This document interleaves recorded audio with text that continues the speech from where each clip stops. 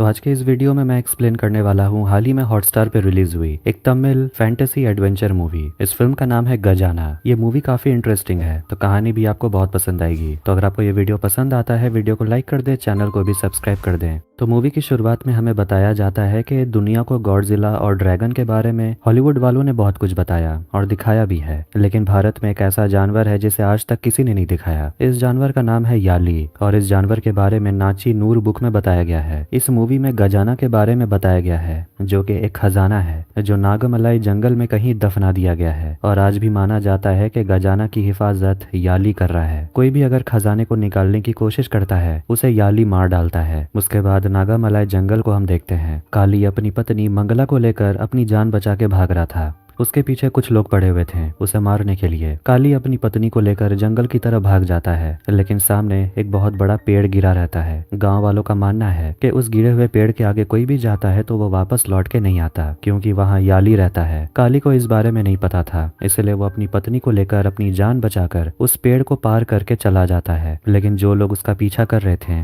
वो लोग लौट जाते हैं, क्योंकि उनको पता है कि आगे जाने से उनकी मौत पक्की है। काली थोड़ी दूर आगे जाता है और एक पेड़ के नीचे आराम करने लगता है, लेकिन तभी उसे एक औरत की आवाज सुनाई देने लगती है जो उसे पुकार रही थी। काली को कुछ समझ नहीं आ रहा था कि उसके साथ क्या हो रहा है। तभी वो देखता है कि उसकी पत्नी मंगला गायब हो गई है। वो हर तरफ उसे ढूंढने की कोशिश करता है, लेकिन थोड़ी देर के बाद वो देखता है उसकी पत्नी वापस आ गई। काली समझ गया था कि यहाँ कुछ तो गड़बड़ है। काली अपनी पत्नी को बताता है कि इस जंगल में एक पेड़ है और उसी के नीचे खजाना छुपा हुआ है, और अगर हम उस खजाने को ढूंढ लेते हैं तो हमारी सारी कठिनाइयां दूर हो जाएगी। काली जंगल के अंदर जाने लगता है और उसे वो पेड़ भी मिल जाता है जहाँ खजाना छुपा हुआ था। काली जमीन को खोदने लगता है खजाना को बाहर निकालने के लिए, लेकिन चारों तरफ हवाएं तेज हो जाती है और नदी का पानी निकलने लगता है। ये सब देखकर काली और उसकी पत्नी वहां से भागने लगते हैं, लेकिन काली अपनी पत्नी से अलग हो जाता है और वो दूसरी तरफ भागने लगता है, लेकिन उसके सामने याली आ जाता है और उसे मार डालता है। ये कहानी थी जो मंजेरी प्रमोद नाम्बियार द्वारा लिखी गई थी और वो एक आर्कियोलॉजिस्ट भी हैं। उसी से मिलने के लिए हेमा अपने दोस्त के साथ मिलकर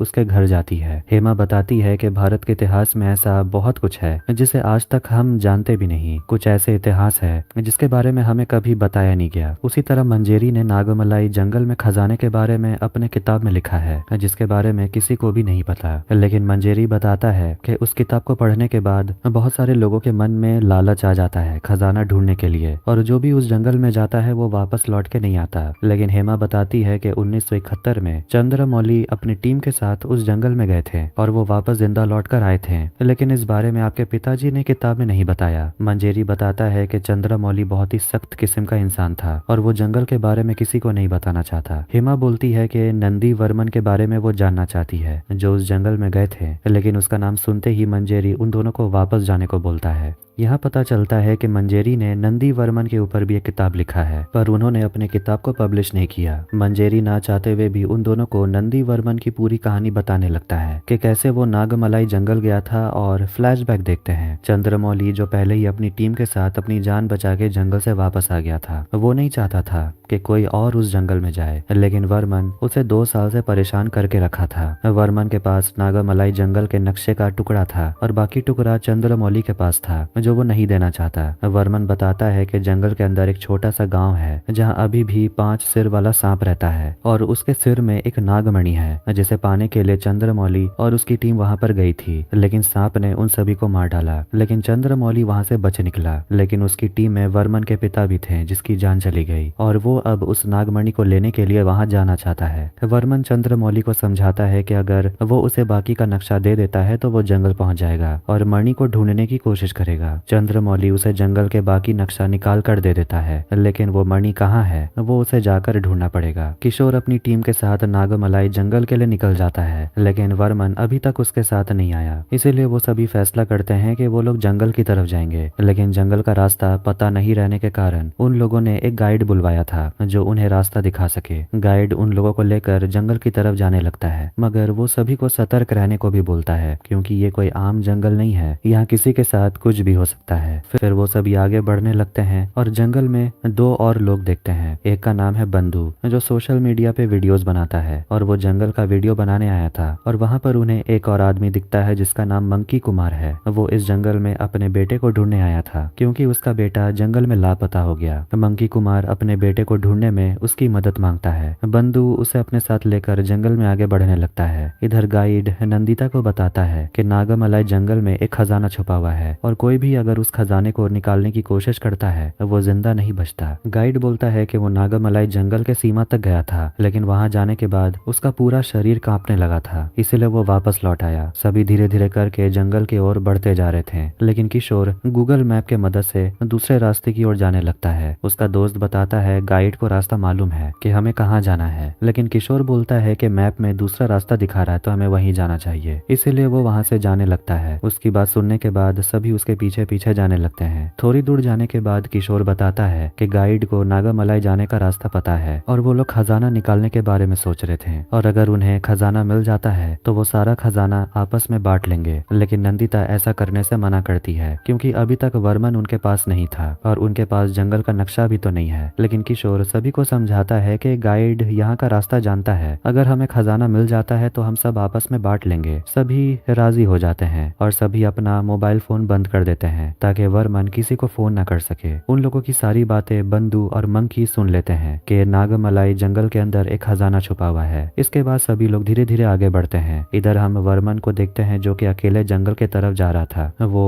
अपने ग्रुप से कांटेक्ट करने की कोशिश कर रहा था, लेकिन सभी का तो फोन बंद है। वर्मन नक्शा को देखते हुए नागामलाई जंगल की ओर जाने लगता है, लेकिन उसके पीछे कुछ जंगली बंदर पड़ जाते हैं जो उसे दौड़ाते हैं। वर्मन एक बड़े से गड्ढे के नीचे गिर जाता है। इधर किशोर और उसके बाकी साथी आगे बढ़ते हैं और देखते ही देखते रात हो जाती है और वो सभी अपने जगह पर टेंट लगाते हैं और रात गुजारते हैं। सभी लोग जब सो रहे थे तब गाइड फैसला करता है कि वो अकेले सारा खजाना लूट लेगा, और इसीलिए जब सभी सो रहे थे तब गाइड चुपके से उनके बैग से नक्शा चुरा लेता है। इधर बंधु और मंकी दोनों जंगल की तरफ जा रहे थे, लेकिन रात होने के कारण दोनों एक जगह रात गुजारने के लिए रुकते हैं। सुबह होते ही किशोर अपने बाकी साथियों के साथ मिलकर नागामलाई जंगल की तरफ जाने लगता है, लेकिन थोड़ी दूर जाने के बाद उन लोगों को कुछ शेर नजर आते हैं जो कि उन लोगों को देखकर उन्हें मारने के लिए दौड़ते हैं। सभी अपनी जान बचाकर वहां से भागते हैं, लेकिन बिछड़ जाते हैं। नंदिता एक बड़े से गड्ढे में गिर जाती है। इधर किशोर और उसका दोस्त दोनों झाड़ियों के पीछे छुप जाते हैं, लेकिन एक शेर उनके पीछे आ जाता है। इधर कैथरीन और गाइड भी अपनी जान बचाकर भागने लगते हैं, लेकिन गाइड कैथरीन को छोड़कर भाग जाता है। कैथरीन अपनी जान बचाती है और भागते भागते नीचे गिर जाती है और बेहोश हो जाती है। किशोर और उसका दोस्त झाड़ियों से निकलता है और अपनी जान बचाकर आगे की ओर बढ़ते हैं, लेकिन उनका सामना एक हाथी से हो जाता है जो उन दोनों को दौड़ाने लगता है। किशोर वहां से भागता है, लेकिन उसके दोस्त को हाथी दौड़ाने लगता है। कैथरीन जब होश में आती है तो वो देखती है वर्मन आ गया था और वो किशोर के बारे में पूछता है। इधर नंदिता जब बड़े से गड्ढे से निकलती है तभी उसके सामने एक शेर आ जाता है जो उसे मार डालता है। इधर गाइड जिसके पास नक्शा था वो तुरंत नागामलाई जंगल पहुंच जाता है खजाने को निकालने के लिए। गाइड को वो पेड़ मिल जाता है जिसके नीचे खजाना छुपाया हुआ था। वो तुरंत मिट्टी खोदने लग जाता है, लेकिन तभी वहां अदृश्य हाथी आ जाता है जो उसे मार डालता है। तभी वहां पर 3 और लोग आते हैं। उनमें से एक का नाम है सतीश, जो उन दोनों को बताता है कि जो हाथी उस गाइड को मारा था उस हाथी का नाम अश्वत्थामा है और उसके ऊपर जो बैठा है वो वीराम का बेटा है और उन दोनों की आत्मा नागमणि और खजाने की रक्षा कर रही है। सतीश सभी को बताता है कि ये शक्ति भगवान शिव ने इन दोनों को दी है। सतीश सभी को बताता है कि ये शक्ति भगवान शिव ने इन दोनों को दिया है और अगर ये शक्ति हमें पाना है तो हमें सूर्य भगवान की पूजा करनी होगी और एक यज्ञ करवाना होगा।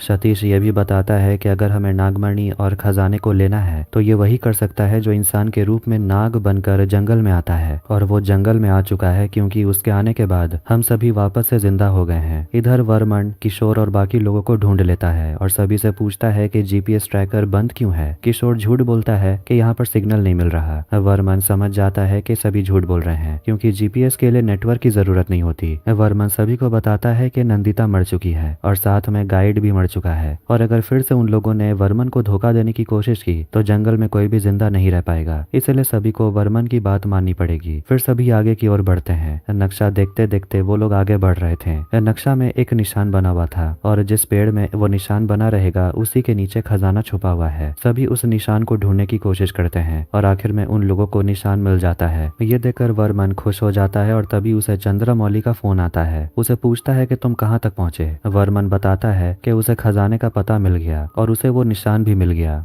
ये बोलकर वर्मन फोन काट देता है। तभी उसके सामने कुछ जंगली आदमी आ जाते हैं जो उन लोगों के ऊपर हमला करने लगते हैं। कैथरीन की वहीं पर मौत हो जाती है, लेकिन जैसे ही सभी जंगली आदमी वर्मन को पकड़ लेते हैं तभी वहां पर एक पक्षी आता है जिसे देखकर सारे जंगली आदमी वहां से भाग जाते हैं। इधर हम देखते हैं कि सतीश और बाकी दो लोग किसी चीज का यज्ञ कर रहे थे। इधर चंद्रमौली वर्मन के जीपीएस ट्रैक करने की कोशिश करता है, लेकिन उसका जीपीएस ट्रैक नहीं हो रहा था। वर्मन और बाकी दो लोग जंगल की तरफ आगे बढ़ते हैं। तभी सामने एक बूढ़ा आदमी आता है जो उन पर बंदूक से गोली चलाने लगता है। वो बूढ़ा आदमी बताता है, यहाँ से वापस चले जाओ, यहाँ जो भी आता है जिंदा बच के नहीं जाता। वो बूढ़ा आदमी उन तीनों को लेकर अपने घर जाता है और उसे खजाने की पूरी कहानी सुनाता है। वो बताता है कि इस खजाने की शुरुआत कसीवर मुनि से हुई थी, जिसके दो बहनें थीं, सूरी और आरी। छोटी लड़की आरी की शादी मीसा से होती है, जिसके बाद कसीवर के वरदान से आरी हजारों सांपों को जन्म देती है। इसी के चलते आरी अपनी बड़ी बहन सूरी के बच्चों को मारने के लिए अपने सारे सांपों को भेज देती है। सूरी ने वरदान मांगा था कि उसके बच्चे गरुड़ के रूप में पैदा हों ताकि वो सारे सांपों को मार सके। इसके बाद गरुड़ और सांपों के बीच में लड़ाई होने लगती है। आरी का दूसरा बेटा वासुकी भगवान शिव के गले में रहता है और उसकी पूजा से प्रसन्न होकर भगवान शिव ने उसे नागमणि उपहार में दिया था। इस उपहार को पाके वासुकी बहुत ज्यादा शक्तिशाली हो गया था और सूर्य देव और गरुड़ को ये नागमणि चाहिए। इसीलिए गरुड़ और सभी सांपों के बीच लड़ाई होते रहती थी। लड़ाई के चलते जितने भी सांप थे वो सभी इंसान के रूप में बदल गए और जितने भी गरुड़ थे सभी शैतान बन गए और आपस में लड़ने लगे। इस लड़ाई को खत्म करने के लिए खुद भगवान शिव इस लड़ाई को खत्म करने के लिए आए, लेकिन इसके बाद भी दोनों के बीच लड़ाई होती ही रही। इसीलिए सभी नागों ने फैसला किया कि धरती के अंदर एक ऐसी जगह में नागमणि को सुरक्षित रखा जाएगा ताकि उसे कोई ढूंढ ना पाए, और वो जगह नागमलाई का जंगल है। यहाँ बहुत सारे इच्छाधारी नाग रहते हैं जो नागमणि की रक्षा करते हैं। नागमणि ऐसी जगह में छुपाया गया है जहाँ कोई नहीं जा सकता। नागमणि को पाने के लिए भाले की जरूरत पड़ती है, जिसे रावण के पूर्वजों को उस भाले की रक्षा करने को कहा गया था, और रावण के वंश में आखिरी राजा वीरपुत्रन इस भाले की रक्षा करते हैं। और अंग्रेजों और अरबियों को भाले के बारे में पता नहीं चलने दिया उन्होंने, लेकिन अंग्रेजों और अरबियों को इस बारे में पता लगने लगा। इसलिए वीरपुत्रन भाले को बचाने के लिए लगातार अंग्रेजों और अरबियों के साथ लड़ाई करते रहा। उसका कोई बेटा नहीं था, लेकिन उसके साथ ही एक हाथी रहता था। उस हाथी का नाम अश्वत्थामा है जो उसके बेटे जैसा था। वीरपुत्रन को पता चला कि उसके राज्य में कोई एक ऐसा आदमी है जो उसके राज्य को हथियाना चाहता है और उसे मार देना चाहता है। वीरपुत्रन को जब पता चला कि उसे मारने की साजिश की जा रही है तो उसने माँ काली की पूजा की और उसमें मायावी किताब माया लोग कुंजी को उसने कहीं छुपा दिया था, लेकिन पूजा के प्रसाद में जहर मिला दिया गया था और उसी जहर को खाकर राजा वीरपुत्रन की मौत हो गई। उसके हाथी अश्वत्थामा को भी मार दिया गया और आज के समय राजा वीरपुत्रन के बारे में कोई नहीं जानता और उसके हाथी की आत्मा नागमलाई जंगल में घूमते रहती है और भाले और जादुई किताब की रक्षा करती है, और कोई भी अगर जंगल की तरफ आता है तो वो जिंदा लौट के नहीं जाता।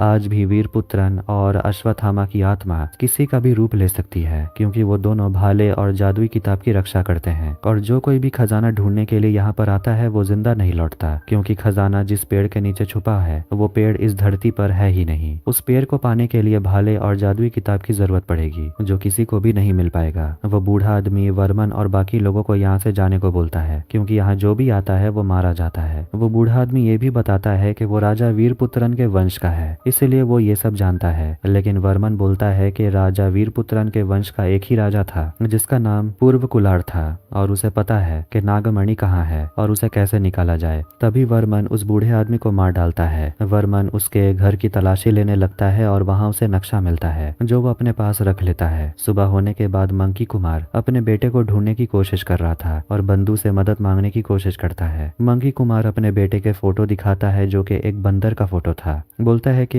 ये मेरा बेटा जैसा है। बंधु उसकी फोटो अपने सोशल मीडिया पे शेयर कर देता है ताकि उसे जल्द से जल्द ढूंढा जा सके। थोड़ी दूर जाने के बाद उन दोनों को सामने एक शेर नजर आता है। बंधु फैसला करता है कि वो सब कुछ छोड़कर यहाँ से भाग निकलने की कोशिश करेगा, लेकिन तभी शेर उन दोनों को देख लेता है और उन दोनों को दौड़ाने लगता है। इधर किशोर और उसका दोस्त राम्या दोनों वर्मन को छोड़कर जंगल की ओर जाने लगते हैं, लेकिन तभी दोनों को सांप पकड़ लेते हैं और दोनों को ही मार डालते हैं। वर्मन अपने दोनों दोस्तों को ढूंढने की कोशिश कर रहा था, लेकिन उसके सामने भी एक सांप आ जाता है और उसे पकड़ लेता है। तभी एक गरुड़ उड़ते हुए आता है और उस सांप को पकड़ के चला जाता है। यही सारी कहानी सुनने के बाद हेमा मंजेरी से पूछती है कि उसके बाद वर्मन के साथ क्या हुआ। मंजेरी बताता है वर्मन जंगल में ही बेहोश पड़ा हुआ था और उसके साथ क्या हुआ ये तो आगे किसी को नहीं पता। हेमा जानती थी कि मंजेरी कुछ छुपा रहा है और उसे सब कुछ पता है, लेकिन फिर भी उसने अपनी किताब में इसके बारे में कोई जिक्र नहीं किया। हेमा ये बोलती है कि आप पूरे घर में अकेले रहते हैं और आपसे मिलने के लिए कोई भी नहीं आता। मंजेरी गुस्से में आ जाता है और आखिर में बोलता है कि उसने आगे की कहानी क्यों नहीं लिखी। मंजेरी उसे एक दूसरे कमरे में लेकर जाता है और उसे किताब दिखाता है। उस किताब में लिखा हुआ है कि आगे वर्मन के साथ क्या हुआ। दिखाया जाता है कि वर्मन को जब होश में आता है वो नागमणि को पाने के लिए भाले को ढूंढने लगता है, लेकिन ढूंढते ढूंढते वो एक ऐसी जगह पहुंच जाता है जो उसे खुद नहीं पता कि वो यहाँ कैसे पहुंचा। वहाँ सतीश को देखता है जो बताता है कि वर्मन नागों का वंश का है और जैसे हमें पहले बताया गया था जो सांप मनुष्य के रूप में आएगा वही भाले और नागमणि को ढूंढ पाएगा। वर्मन को भाला नजर आता है और वो उसे ले लेता है। तभी उसे सामने वही पेड़ नजर आता है। तभी अचानक वहां पर सतीश और उसके बाकी 2 लोग आते हैं जो उसे मिट्टी खोदने को बोलते हैं ताकि नागमणि को वो लोग ले सकें। जैसे ही वर्मन मिट्टी खोदना शुरू करता है तभी वहां पर अश्वत्थामा और वीरपुत्रन की आत्मा आ जाती है जो उन लोगों को रोकने की कोशिश करती है। सतीश और बाकी दोनों अश्वत्थामा और वीरपुत्रन की आत्मा को रोकने की कोशिश करते हैं, लेकिन सतीश अश्वत्थामा और वीरपुत्रन के आत्मा को भगा देता है। तभी हम देखते हैं कि याली जो सोया हुआ था वो जाग जाता है और उनके ऊपर हमला करने लगता है। वर्मन याली द्वारा मारा जाता है और सतीश और उसका एक साथी घायल हो जाते हैं। सतीश अपने एक और साथी को यहाँ से चले जाने को बोलता है क्योंकि उसका जिंदा रहना जरूरी था। उसका साथी गरुड़ का रूप लेकर वहाँ से चला जाता है। इधर प्रेजेंट टाइम में हेमा उस बुक को अपने साथ लेकर जाने लगती है और मंजरी बताता है कि ये कहानी हमेशा चलते ही रहेगी क्योंकि मनुष्य का लालच कभी खत्म नहीं होता। और इसी के साथ ये मूवी यहीं पर एंड हो जाती है। तो आपको ये वीडियो कैसा लगा कमेंट करके जरूर बताएं। वीडियो पसंद आया तो वीडियो को लाइक कर दें, चैनल को भी सब्सक्राइब कर दें। मिलता है नेक्स्ट वीडियो में। Take care.